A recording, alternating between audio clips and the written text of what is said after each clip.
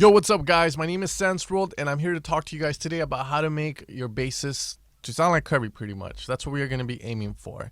Now, Curbi's favorite synth is Massive, and that guy uses it in every track, I think. Now, Massive and Serum are fairly identical. The only difference is that Massive has 3 oscillators, while Serum only has 2 oscillators. Also, Massive has some effects that Serum doesn't have, which make it, massive. Yeah, I used to talk to Curbi before he got his big deal with spinning. He used to have like a label called Tackle Records, and he used to hang out with like some guys that I still talk to this day, and there's like some little drama going on between them. A lot of people don't know how the music industry works, guys, so let me just give you guys a heads up before we get started. A lot of the times you see artists that make it big, or they get signed to these labels like, Spinning Records, and then at the same time they get signed to Spinning Records Management, which is All Star Management. I think the thing is, when you sign your track over to Spinning, okay, you're good. The thing is, when you sign to an agency and it has a label attached to it, a lot of the times these agencies offer you a 360 deal, and that's mainly the deals most people get nowadays. But the 360 deal has its good side and the bad side. The bad side is you have no control over your name anymore. They get to say what goes. So let's say you decide to be like, I want to make trance with this fucking name. Most of the time, the agency will be like, fuck that, or you want to support a friend. They have to approve it. That's the sad part about it. But anyways, guys, let's get started with the tutorial. So the wavetable we're going to pick for this sound is going to be Rough Math 3. Now, Rough Math 3 is a really nice wavetable because it's very, very dirty and it has harmonics. It sounds like a square wave that got distorted or FM'd. And it sounds like this. Now we're going to lower the octave down by 12, which is going to make it, the pitch by 12, which is an octave down, which sounds like this.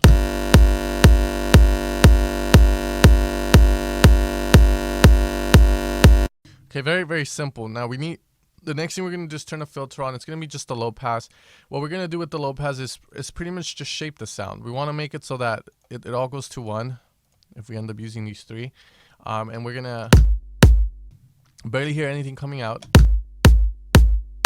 What we want to do is go to envelope 1, and we're going to shape the sound. So attack all the way down. We're going to no sustain. Level is sustain in Massive. Now, actually, let's give it some sustain because the sound does have like this donk, but then it sticks around. So we don't want to do that. We want to leave it some sustain and decay. Okay, and we're going to route this to the cutoff. Okay, we want to lower decay maybe a bit.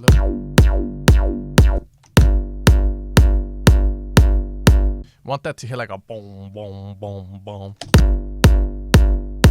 So there we have it. Now the next thing we're gonna do is oscillator 2. We're gonna add a Rough Math 3 as well. We're gonna put this one at 7 though, which is gonna be a pitch of 7 up, which is usually I think gonna be the 5th of your scale.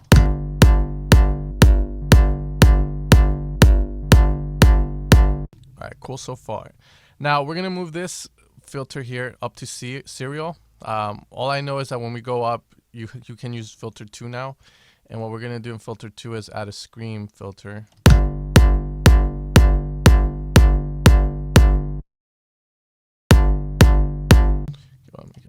We're gonna make the mix down.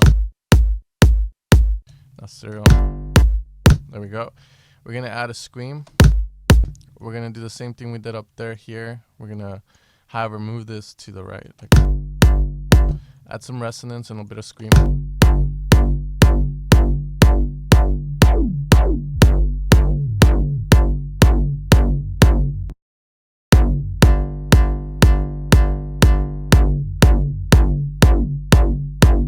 We're going to leave it like that for now.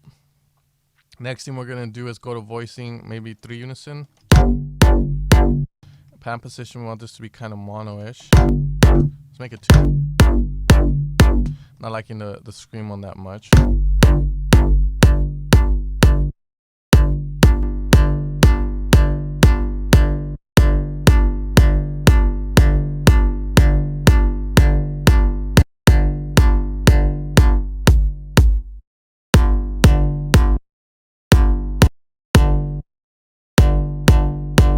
Okay, there we go. I was wondering why it was going up and down, but it was just because I had it in polyphon, so we put the monophone on, not 3 voices, maybe can work. Okay, there we go. Now the next thing that I want to do is make sure this works.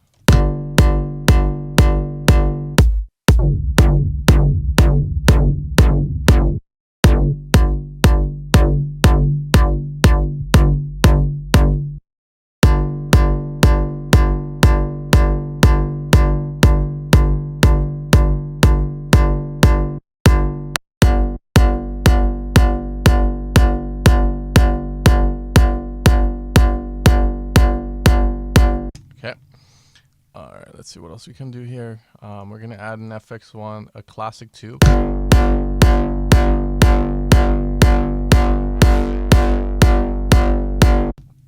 We're gonna go to envelope 2. We're gonna do some pitch enveloping to make this a lot more punchier. No release, no sustain, decay very low. We're gonna add this to the pitch of both, like so, up by 12 and up by 12. Hopefully it does the trick. All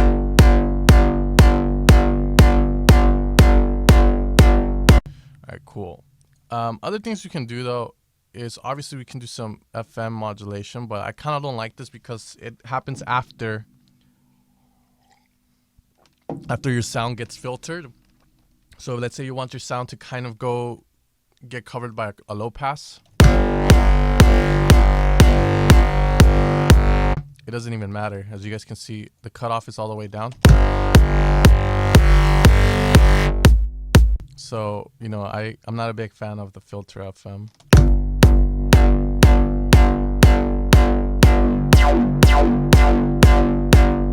Okay, let's see if phase does anything.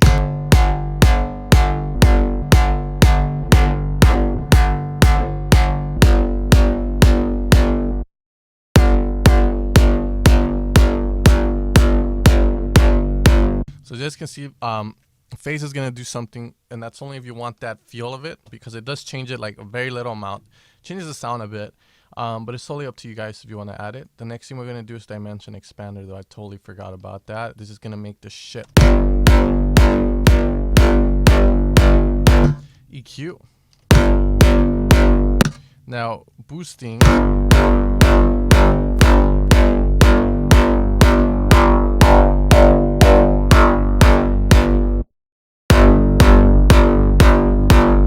You know, however you please. The next things to do, guys, are going to be sine shaper, parabolic shaper. That's totally going to be up to you guys, though, if you want to add it. It's just going to make the sound a lot more dirtier and obviously crazier. You can add legato as well.